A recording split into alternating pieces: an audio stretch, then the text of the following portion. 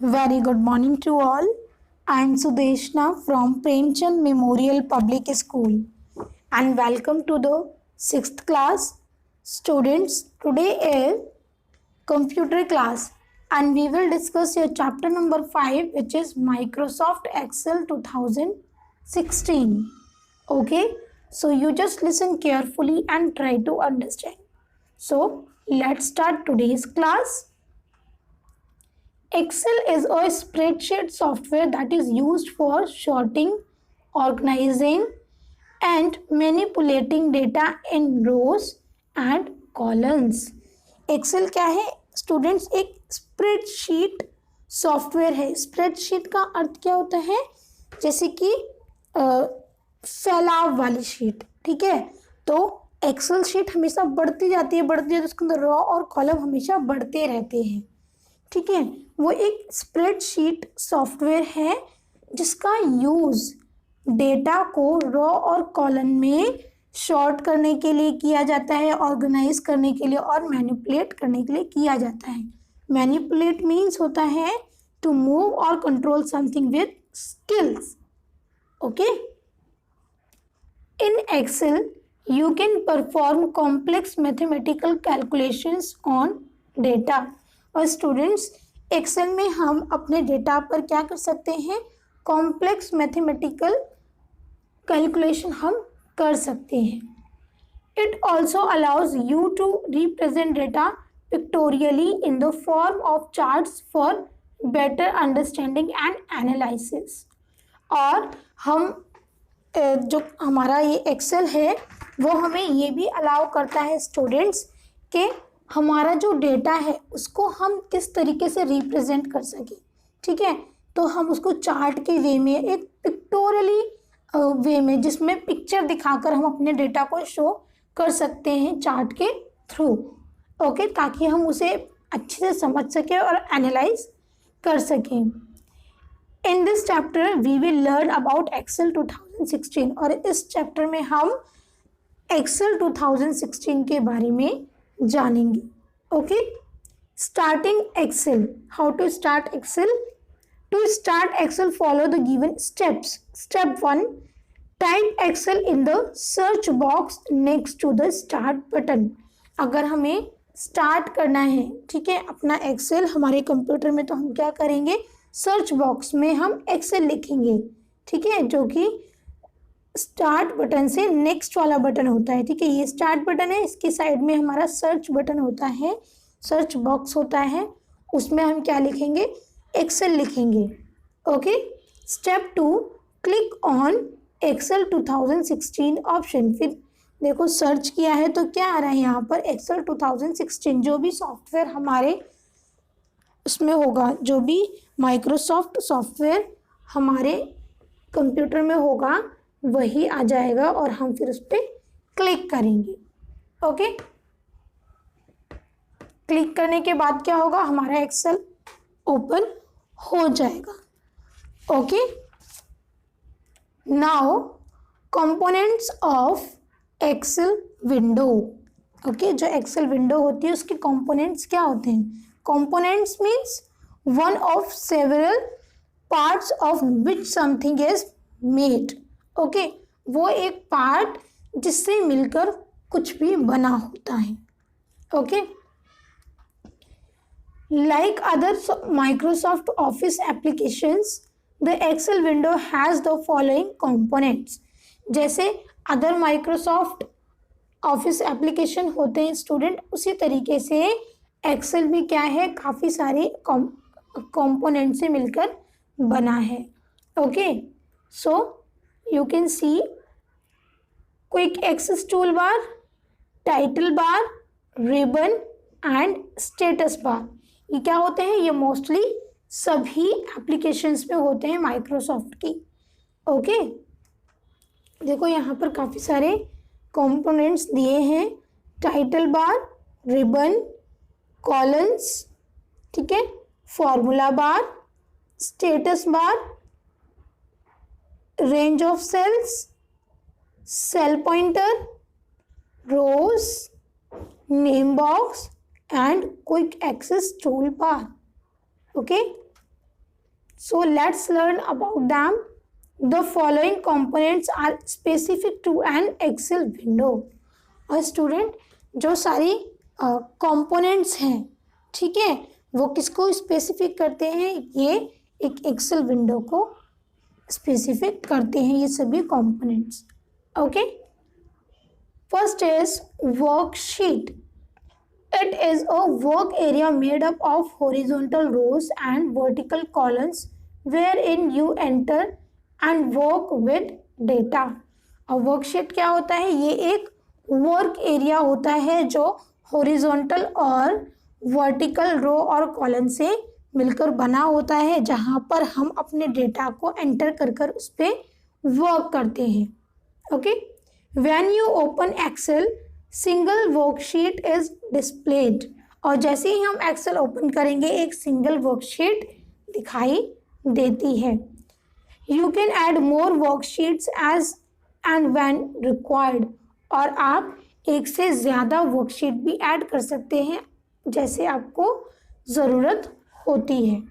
N Excel worksheet contains 16,384 columns and 10,48,576 rows. और student जो एक हमारी एक्सेल वर्कशीट होती है वो कंटेन करके रखती है 16,384 कॉलम्स को. ओके, एंड 10,48,576 रोज को. Okay, next is workbook. It is a collection of multiple worksheets stored under a single file name. A workbook क्या होती है स्टूडेंट? ये कलेक्शन होती है मल्टीपल वर्कशीट्स की. ओके, जो स्टोर करके रखती है एक सिंगल फाइल के अंदर. ठीक है, जैसे हम कोई भी एक्सेल की फाइल सेव करें, ठीक है, और सेव करने के बाद अगर हम उसे ओपन करते हैं और अगर हमने यहाँ पर एक शीट यूज़ की है, दूसरी भी, तीसरी भी, काफ़ी सारी शीट हम यूज़ कर रहे हैं, मगर वो फाइल क्या होगी? सिर्फ एक होगी. जैसे हमारी बुक होती है, राइट, और उसके अंदर काफ़ी सारे चैप्टर्स होते हैं, है ना, तो वो बुक तो एक होगी. ऐसा तो नहीं जितने चैप्टर उतने बुक बोलेंगे उसको, नहीं, that is only one book. Same like with the Excel, एक फाइल को हम वर्कबुक बोलते हैं और उसके अंदर जो वर्कशीट होती है वो एज अ चैप्टर होती हैं. ठीक है, अगर हम उनका यूज करते हैं तो. Okay, when you save an Excel worksheet you are actually saving a workbook. और जब आप एक एक्सेल वर्कशीट को सेव करते हैं तो क्या होता है स्टूडेंट? इसका मतलब है कि हम क्या सेव कर रहे हैं? एक एक्सेल वर्कबुक को हम सेव कर रहे हैं. The Excel workbook is saved with the extension XLSX. Students, जब हम एक्सेल वर्कबुक को सेव करते हैं तो हम उसका कुछ भी नाम दे सकते हैं, राइट. तो जब हम उसमें कुछ भी नाम लिखते हैं अपनी फाइल का तो उसके पीछे ये एक्सटेंशन लगी हुई आती है XLSX. इसका अर्थ होता है कि ये एक्सेल की शीट है, ठीक है, एक्सेल की वर्कबुक है. जैसे हम आपको बोलते हैं कि आप PDF फॉर्म में सेंड करो अपने वर्क को, राइट, तो आप उसमें उसके अंदर लिख देते हैं कि ये कंप्यूटर के PDF है या हिंदी का PDF है, और उसके बाद .PDF करके भी आता है, राइट, तो वो ज़रूर आएगा जिससे हमें पता चलता है कि वो PDF फॉर्मेट है. Okay, third is row. It is the arrangement of cells in the horizontal directions. और रो क्या है? ये एक अरेंजमेंट है सेल्स की हॉरिजॉन्टल डायरेक्शन में. Okay, each row on a worksheet is defined using a number. जो हर एक रो है स्टूडेंट वर्कशीट में वो क्या होती है? वो डिफाइंड की गई होती है नंबर का यूज करके. आप देखो यहाँ पर ये वाली जो रो है इसका नाम 1 है, 2 है, 3 है, ठीक है, जितनी बढ़ती जाएंगी उनके नंबर भी बढ़ते जाएंगे serial wise. Okay, the rows are numbered from top to bottom in ascending order starting from 1, 2, 3 till 10,48,576. 576। Okay, तो जो रो होती है स्टूडेंट वो नंबर्ड की गई होती हैं टॉप टू बॉटम तक। ओके, टॉप से क्या होगा, 1 शुरू होगा, 3 2 3 4, ठीक है, और लास्ट में क्या आएगा, 10,48,576। Okay, next is column. It is an arrangement of cells in the vertical direction. और ये क्या होता है स्टूडेंट, ये सेल का अरेंजमेंट होता है वर्टिकल डायरेक्शन में। Okay, each column on a worksheet is defined using a unique letter और कॉम्बिनेशन ऑफ लेटर्स। और स्टूडेंट्स जो हर एक कॉलम होता है वो भी डिफाइन किया गया होता है, मगर वो कैसे डिफाइन किया गया होता है, वो लेटर का यूज करके डिफाइन किया होता है। ठीक है, जो हमारे लेटर्स होते हैं A to Z उनका यूनिक कॉम्बिनेशन यूज किया जाता है। Okay, the columns are labelled as ABC dash dash dash Z followed by AA AB AC till XFD। Okay, तो जो कॉलम्स होते हैं स्टूडेंट उनको लेबल किया जाता है फर्स्ट ऑफ ऑल ABCDEFGH एकदम Z तक, ठीक है, फिर A, ठीक है, फिर A के साथ B, A के साथ C, उसको A के साथ हम Z तक लिखेंगे, ठीक है, फिर हम A की जगह B लिख देंगे, BA BB BC, ठीक है, इस तरीके से हम इनको लेबल किया जाता है। और लास्ट क्या होता है, XFD होता है। Okay, now cell, it is the most basic unit of a worksheet. क्या होता है, बहुत ही बेसिक से यूनिट होती है वर्कशीट की। Okay, it is formed by the intersection of a row and a column. Okay, ये क्या होता है स्टूडेंट, ये बनी होती है, इसे फॉर्म किया जाता है रो और कॉलन के इंटरसेक्शन से। ओके, इंटरसेक्शन मीन्स जब हम उनको आपस में काट देते हैं, ठीक है, उनको डिवाइड कर देते हैं। जैसे देखो ये क्या है, अब यहाँ से कॉलन आ रहा है, यहाँ से रो आ रहा है, तो उनके जो ये कटते हैं तो ये जो एक बचता है ये क्या होता है, सेल है, जब इनके इंटरसेक्शन से इसे बनाया जाता है। Okay, cell address, every cell in a worksheet is defined using an address. और जो भी सेल होता है हर एक सेल का एक एड्रेस डिफाइन किया गया होता है। Okay, the cell address is formed by writing the column letter followed by the row number. और जो सेल का एड्रेस होता है वो कैसे फॉर्म किया जाता है, जो हमारा रो और कॉलन है उनके नेम से, ठीक है, कॉलन के लेटर और रो के नंबर से उन्हें डिफाइन किया जाता है। For example, if row 1 and column A intersect, okay, the address of the cell formed by this intersection becomes A1। Students example क्या बताती हूँ, एग्जाम्पल है जैसे कि जो हमारा फर्स्ट कॉलन है, ठीक है, और फर्स्ट रो है वो इंटरसेक्ट करते हैं, ठीक है, तो जब इन्होंने इंटरसेक्ट करा तो ये वाला सेल आएगा हमारे सामने, राइट, तो इसका नाम हम क्या रखेंगे, A, क्योंकि ये A का कॉलन है, राइट, और ये 1 की रो है तो A1 आएगा, ठीक है। एंड स्टूडेंट्स अगर हमें ये वाला सेल डिफाइन करना है तो हम क्या लिखेंगे, B1, क्योंकि ये B का कॉलन है और 1 का रो है। Okay, name box displace this address in a worksheet. और नेम बॉक्स कहाँ पर होता है, वो हमारी वर्कशीट में होता है, ठीक है, ये हमारा नेम बॉक्स है। और ये क्या शो करता है स्टूडेंट, ये एड्रेस बताता है। Okay, cell pointer, it is the thick boundary that surrounds the active cell. और सेल पॉइंटर क्या होता है, ये एक थिक बाउंड्री होता है, मतलब एक डार्क बाउंड्री होती है सेल की, ठीक है, सेल के चारों तरफ की जो भी एक्टिव हमारा सेल होता है, देखो यहाँ पर अभी ये वाला एक्टिव सेल है, ठीक है, तो ये देखो हाईलाइटेड है, राइट, ठीक, बॉर्डर है इसका, ओके। अगर ये वाला एक्टिव होगा तो यहाँ पर बॉर्डर इसका थिक हो जाएगा, okay. Range of cells, it refers to a group of cell adjacent to each other forming a rectangular shape. Adjacent means situated next to or close to something. Okay, मतलब किसी के बगल में या उसके साथ होना, ठीक है।